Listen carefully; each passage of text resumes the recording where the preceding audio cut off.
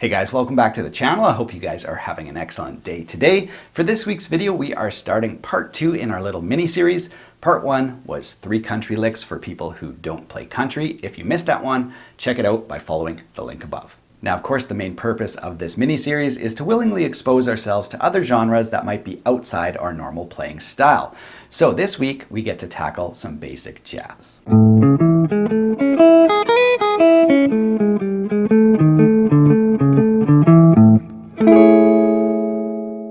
So today we're going to be focusing on jazz licks, which is going to be a ton of fun. Now in the past, I've done some jazz song lessons and some chordal lessons, so feel free to check those out. I would recommend my Jazz 101 sheet for anyone who's interested in getting started. It really does away with that, 1,200 different jazz chord kind of books where you're like, I don't know how to use any of this. I don't know how to practically incorporate it into songs. It's just too overwhelming. So that sheet's like $3, goes through some basic jazz chords, some progressions, and a song. So easy, manageable stuff. If you just want to get started, I'd recommend that. For today's lesson, we'll be using the D'Angelico Atlantic plugged into my Line 6 Helix. Tab will be on the screen so you can follow along. If you want paper copies, those will be available on my Patreon page.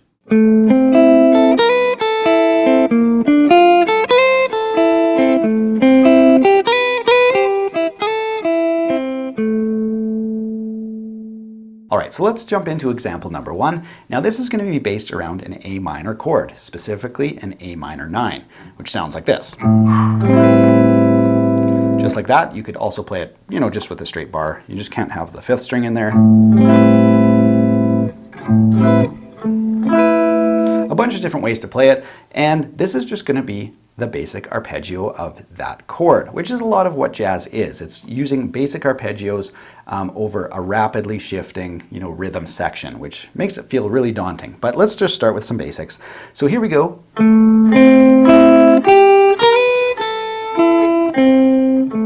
That is it. So we're just going to start on our A and go through it's very similar to our A minor pentatonic, but we're just going to be skipping some strings.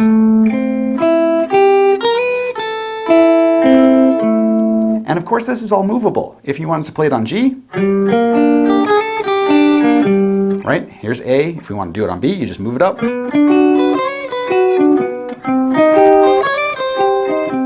Right? So no matter what minor chord you have, this little lick will work perfectly over top. Now, if we play a little blues like this, and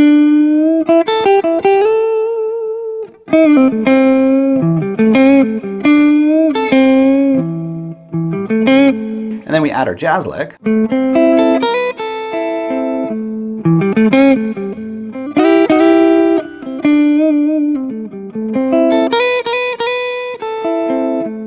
it can really add some interesting flavor into, an otherwise kind of basic solo. And that really is the entirety of the lick, just a basic A minor 9 arpeggio. And like I said, you can put that over any minor chord, so it's quite versatile. But let's go through measures 2, 3, and 4, just to give you guys something more to practice for those who, want a little bit more. But here it is. So we're gonna go and do a little bit of a B flat major 7. Okay, now that chord has a lot of shared notes over your A minor scale, and that's why it works so well with our A minor 9. But anyway, here's what it sounds like.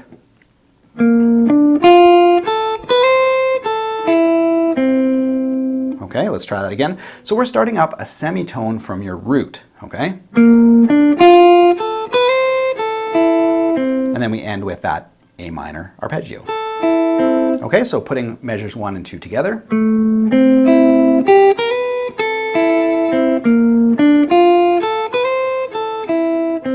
And then measure 3 is basically like measure 1, only with a slight variation. And measure 4 is just a way to kind of cap it all off.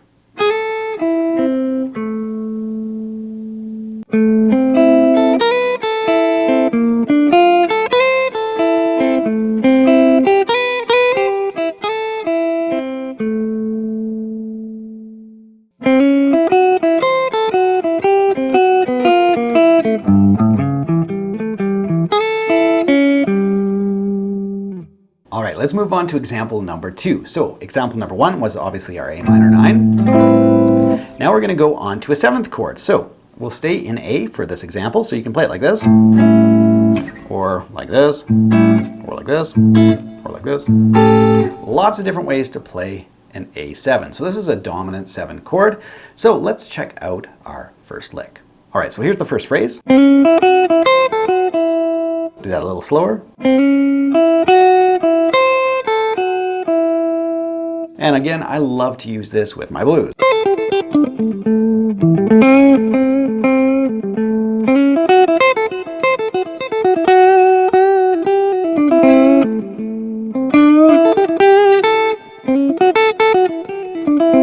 So lots of different variations you can use. And the funny part is this first part doesn't even have your flat 7 in it, even though we're outlining roughly dominant 7. So we should have the little G note.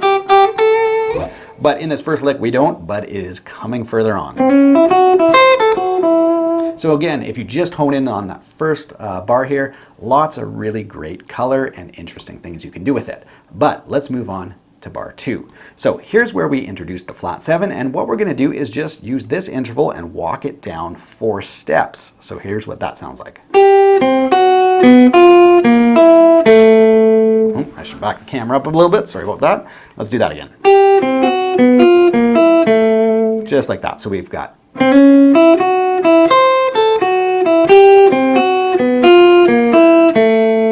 so lots of fun to play stuff like that. And then what we do is we go to a straight 7th arpeggio, starting on our G note, which is the flat 7. So here we go.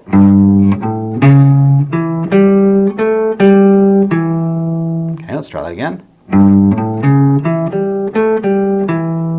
All right, let's play through the first 3 measures. Super fun stuff to play. Here we go.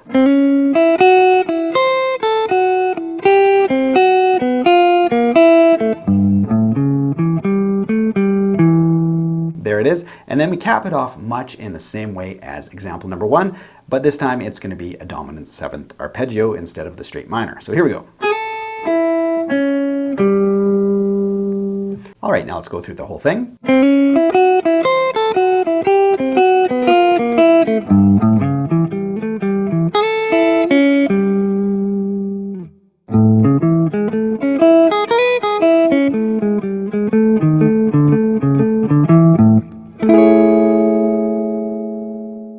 All right, let's move on to example number 3. Now by the end of this lesson, you guys should have some great stuff to play over a minor chord, over a 7th chord, and now what we're going to do is the major 7. A huge part of playing jazz. So what we're going to do is start with the major arpeggio again. So here's what it looks like. So it can be a little tricky, especially with the pinky on the 5th string and 4th string if you're not used to using your pinky regularly.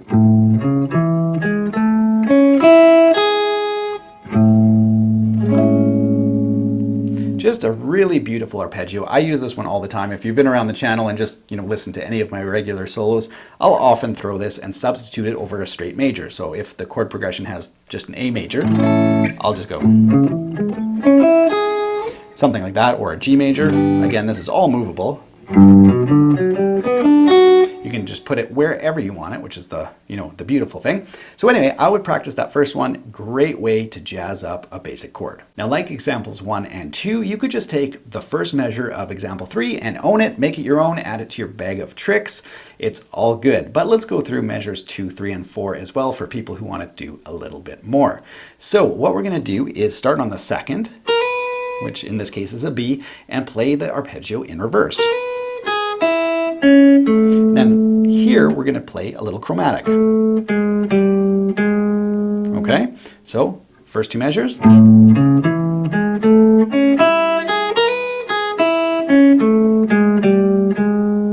So really colorful and interesting stuff. Then measure 3 is a fun one as well. We're going to use this root note, this A,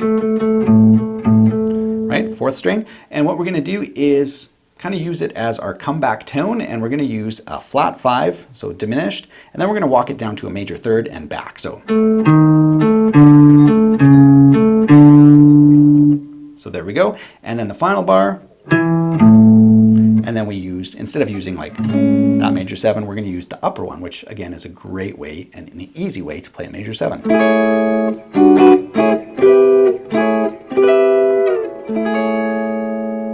is beautiful stuff.